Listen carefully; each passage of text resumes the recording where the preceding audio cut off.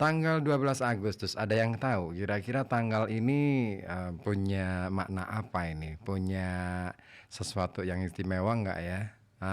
Ada yang tahu?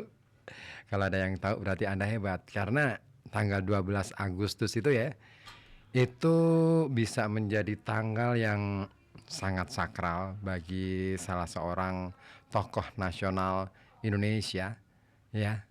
Beliau adalah seorang proklamator yang menemani Soekarno saat pembacaan proklamasi kemerdekaan Republik Indonesia. Nah, siapa? Ya, Bung Hatta atau Muhammad Hatta.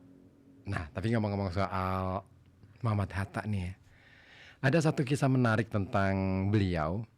Mungkin kalau hari ini ada teman-teman kita, ada kawan kita yang masih jomblo nih, atau yang lagi memilih untuk sendiri gitu ya, nggak apa-apa, nggak apa-apa. Bukan persoalan yang sangat prinsip ya, karena ini yang dilakukan juga oleh Muhammad Hatta. Ya, Bung Hatta itu sampai-sampainya loh bersumpah baru akan menikah kalau Indonesia sudah merdeka. Wow, keren kan? Makanya sepanjang perjalanan sejarahnya, sepanjang perjalanan hidupnya ya, untuk menempuh Indonesia merdeka, beliau memang luar biasa. Jadi menunda dulu. Iya. Nah, ketika kuliah di Belanda ya, Muhammad Hatta ini selalu serius belajar dan tidak berpacaran nih kawan. Wah, beda dengan anak zaman sekarang kali ya. Nah, Halidah Hatta, putri bungsu Bung Hatta, ini mengatakan kalau Bung Hatta ini sadar apa yang sedang dia prioritaskan. Nah, selama Indonesia belum merdeka, Hatta berjanji tidak akan pernah menikah dulu. Wow, ini nih yang bikin seru kisahnya. Nah, ini berbeda kalau kita bandingkan dengan Soekarno misalnya ya. Kehidupan romansa Hatta itu berbeda 180 derajat. Hatta seperti dikatakan oleh Deliar Nur itu merupakan seorang puritan.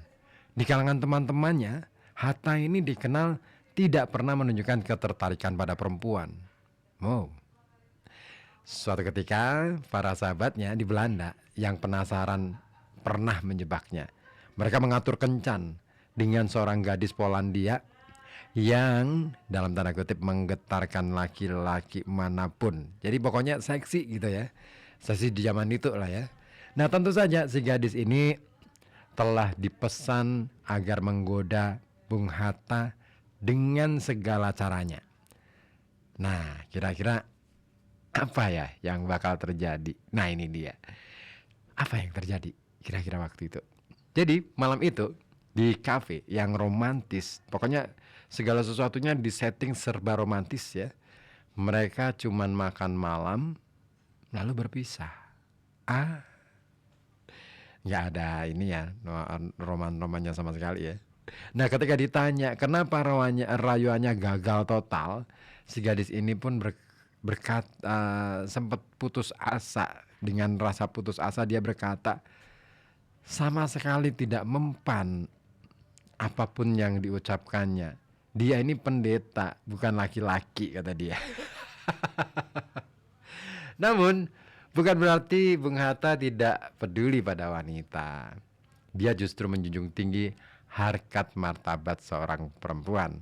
Makanya, dia marah besar ketika Soekarno memutuskan menikahi Hartini. Dia tak dapat menerima sikap sahabatnya yang menduakan istri sebelumnya, Fatmawati. Dan itu membuatnya digantung, tidak bertali. Nah, Hatta ini seperti ditulis oleh Deliar Nur dalam buku biografi Muhammad Hatta, biografi politik ya. Itu memang amat menghormati Fatmawati. Tidak hanya sebagai seorang istri Soekarno, tetapi juga sebagai ibu negara. Nah, begitu marahnya Hatta kepada Hartini waktu itu, sampai-sampai untuk waktu yang lama Hatta itu menolak menemui istri kedua Soekarno itu. Nah, jadi jika pada suatu acara Hartini hadir ya, Hatta itu selalu buru-buru deh. Pokoknya buru-buru untuk menghindari ketemuan dengan Hartini. Sengaja atau nggak sengaja, artinya jangan sampai deh ada pertemuan itu. Nah, kalau Hartini ada di ruang VIP, Hatta beralih ke bilik lain, ke ruangan lain. Nah, bertahun-tahun mereka tidak sama sekali bercakap-cakap. Sampai kematian Bung Karno kembali mencairkan hubungan keduanya. Karena saking hormatnya kepada Fatmawati. Ini dia sikap sahabat yang keren nih. Namun tidak bisa dipungkiri ya, bahwa Soekarno dan Hatta adalah sahabat. Sangat kalau istilah kita konco kental gitulah ya, sahabat karib. Nah, urusan politik dan pribadi diberi garis tegas di antara keduanya. Makanya nggak heran jika Soekarno mau menjadi mak comblang Hatta dalam hal asmara. Nah, kisahnya berawal ya kira-kira tahun 1943 lah. Waktu itu ada seorang sahabat lain, yaitu seorang pengacara, Mr. Sartono, itu mengadakan jamuan makan malam di rumahnya di kawasan Jatinegara, Jakarta Timur pada waktu itu. Nah, di acara itu dibuatlah sebenarnya acara itu dibuat untuk merayakan kepulangan Bung Karno dari tempat pembuangannya di Bengkulu pada waktu itu. Nah, banyak tokoh yang hadir pada saat itu. Ada sejumlah tokoh pergerakan hadir di sana. Di antaranya adalah Hatta yang datang ya karena dia nggak punya pacar waktu itu ya, datang sendirian. Hadir juga Nyonya SSA Rahim ya, serta dua anak gadisnya Rahim dan Raharti. Nah, pada waktu itu Rahim masih berusia 17 tahun, sementara Raharti 14 tahun. Nah, waktu itu Hatta memang belum berkeluarga, meski usianya pada waktu itu sudah memasuki usia 41 tahun, kepala 4 nih. Nah, dia tuh memang bersumpah tidak akan menikah sebelum Indonesia merdeka. Dan ini yang membuat Bung Karno tertarik nih, sangat perhatian banget sama Bung Hatta gara-gara itu. Nah, sebagai seorang sahabat, dia ingin mencarikan pendamping untuk Hatta. Nah, menjelang kemerdekaan, Bung Karno mendatangi rumah keluarga Nyonya Rahmi di Bandung, Jawa Barat. Dia bertanya kepada Nyonya Rahmi, "Gadis mana yang tercantik di Bandung?" kata Bung Karno kepada Nyonya Rahmi. Lalu Nyonya Rahmi waktu itu saat mau menjawab itu tampak bingung. Kemudian disebut saja beberapa nama sekenanya.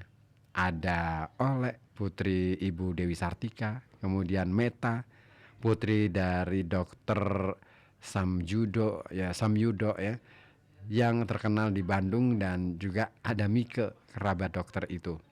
Nah, ketika Bung Karno ditanya balik soal gadis-gadis cantik, dia juga jawab sekenanya aja. Apa yang dia jawab? Tidak apa-apa. Tanya-tanya kan enggak salah kan, gitu. Nah, setelah proklamasi, Hatta akhirnya menentukan gadis pilihannya. Jadi seperti dikatakan oleh Soekarno, waktu saya bertanya kepada pada Hatta ya, gadis mana yang dia pilih? Jawabnya adalah gadis yang kita jumpai waktu kita berkunjung ke Institut Pasteur, yang duduk di kamar sana, yang begini, yang begitu. Tapi saya belum tahu namanya. Itu dikatakan oleh Soekarno.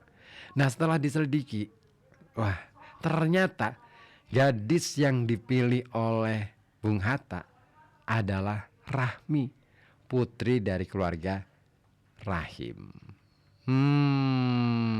Cocok banget ya. Nah, 3 bulan setelah kemerdekaan, Bung Karno datang ke kediaman Nyonya Rahim. Kali ini dia datang gak sendirian, tapi dia mengajak serta sahabat karibnya, yaitu Dr. Soeharto. Nah, di rumah itu Soekarno langsung mengutarakan niat kedatangannya. Dikatakan oleh Bung Karno waktu itu begini, "Saya mau melamar," kata Bung Karno. Nyonya Rahim balik bertanya, "Melamar siapa?" Nyonya Rahim bingung mendengar jawaban Bung Karno yang ingin melamar Rahmi. Spontan dia bertanya, untuk siapa?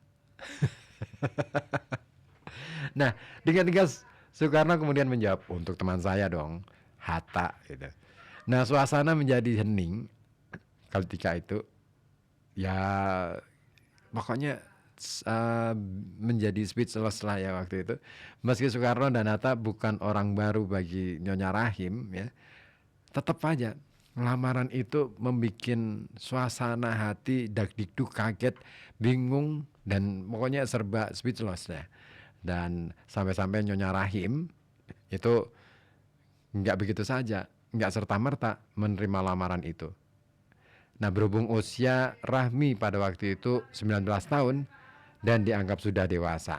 Nah, Nyonya Rahmi akan menyerahkan jawaban itu kepada anaknya.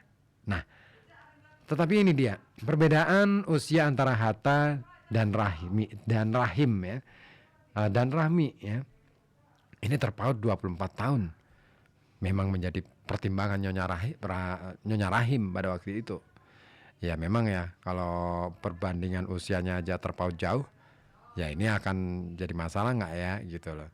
Nah, ketika itu Hatta sudah berusia 43 tahun. Nah, ketika Nyonya Rahim memberitahukan maksud kedatangan Bung Karno ke Yuke, nama panggilan Rahmi, si anak ini kaget. Buat saya, mahasiswa Sinting mana yang mau melamar saya, kata dia waktu itu. Dengan hati-hati Nyonya Rahim menjelaskan pada waktu itu kepada Yuke atau Rahmi, ini bukan mahasiswa, dia ini orang baik, Muhammad Hatta. Lah, saat Nyonya Rahim berbicara kepada Yuke, adik Rahmi, Raharti, nyeletuk aja, jangan mau, yuk, orangnya sudah tua, kata si Raharti. Yuke tambah ragu-ragu gara ucapan itu.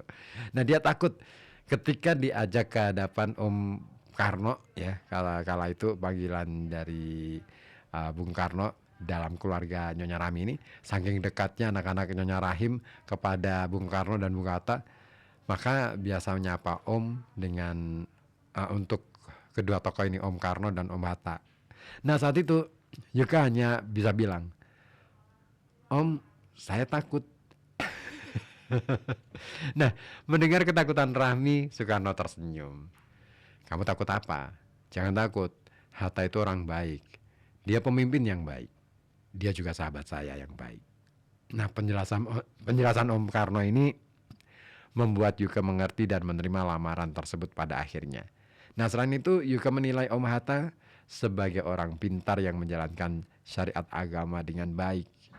Dan ini dia, pada tanggal 18 November 1945, Hatta akhirnya menikahi Rahmi di sebuah villa di Megamendung, Bogor. Nah, ketika itu Bung Karno, sahabat karibnya, yang menjadi saksinya. Nah, mas kawinnya unik. Apa coba? Hatta saat itu memberikan buku filsafat yang ditulisnya semasa di Digul. Judulnya Alam Pikiran Yunani. Saya punya tuh bukunya. Keren. Itu buku itu semacam ikhtisar ya, semacam rangkuman resum dari sejarah filsafat Yunani. Nah, sebagai pasangan, Hatta tentu saja kerap menunjukkan laku romantis. Nah, ketika istrinya hendak melahirkan anak pertama nih ya, Hatta masuk ke kamar bersalin dengan membawa sandwich buatannya. Wow, romantis banget ya. Hatta juga selalu memberikan tempat di dalam mobil yang bebas dari terpaan sinar matahari kepada istrinya ketika bepergian. Nah, selama mengarungi biduk rumah tangga, hidup mereka aman-aman saja dan juga tentram dengan dikaruniai 3 orang anak perempuan. Nah, meski terpaut usia 24 tahun ini kawan, Rahmi bahagia dan setia mendampingi Hatta. Seperti dikatakan oleh Rahmi, setiap kesempatan yang kami jalani bersama terasa indah dan berharga, seperti serangkaian permata yang berharga. Nah, relevan untuk masa sekarang ketika akan memutuskan kebijakan nasional untuk dalam bidang keuangan, Hatta tidak pernah menceritakan rahasia negara itu kepada istrinya untuk mencegah info itu beredar luas sehingga dimanfaatkan untuk kepentingan bisnis. Kayaknya beda ya. Nih. Iya, ini keren. Hatta tidak pernah membocorkan rahasia-rahasia negara kepada istrinya. Ya itu dia. Karena dia tahu ada ya kalau dibocorin bisa saja informasi itu bisa jadi peluang dimanfaatkan untuk kepentingan bisnis sang istri. Nah, Hatta memang lebih banyak ngemong sang istri dan seperti dikatakan oleh Halidah Hatta, putri ketiga Muhammad Hatta. Mereka ini bicara banyak hal, kadang menggunakan bahasa Belanda, topiknya luas. Mereka selalu berembuk bersama untuk urusan anak-anak. Ya, Hatta, pasangan Hatta dan Rahmi. Ini mengarungi pernikahan selama 35 tahun. Keduanya baru berpisah ketika Allah memanggil Hatta pada tahun 1980. Nah, 19 tahun kemudian, Rahmi menyusul Hatta berpulang. Kedua pasangan ini kembali berdampingan di Taman Pemakaman Umum Tanah Kusir, Jakarta Selatan. Ya, keduanya sepertinya tidak ingin dipisahkan, gitu ya. Keren banget kisahnya. Seromantis apa sih kisah Anda? Yuk, bagi di sini. Boleh ya. Di 0285424474 ataupun di 0855420912. Boleh dibagiin di sini. Ya, ada yang gabung lewat telepon. Oke deh, ditunggu dulu deh. Ya, ada yang ingin gabung untuk kasih komentar soal kisah cintanya Muhammad Hatta? Boleh dong. Di 0855420912 ataupun 0285424474. Saya mau sapa terlebih dahulu yang sudah masuk. Ada Mas Klepon Uye Comal. Selamat sore Kang Ribut, kembali bergabung di sore yang syahdu katanya. Oke deh. Aulia di Kradenan, selamat sore juga hadir di sore yang syahdu. Salam aja buat semua warga Wedang, warga Radio Kota Batik ya, yang selalu monitor. Oke deh, thank you. Kira-kira menurut Anda gimana kisah dari Bung Hatta tadi? Seru sih, aku ngelihatnya bahwa asik aja ya, asik banget, romantis banget. Kalau Anda punya kisah romantis seperti apa? Boleh dong dibagi di sini 0285424474 ataupun 0855420912. Siap menunggu kisah romantis Anda. Ya, di sore hari ini. Ya pokoknya jangan buang-buang waktu deh.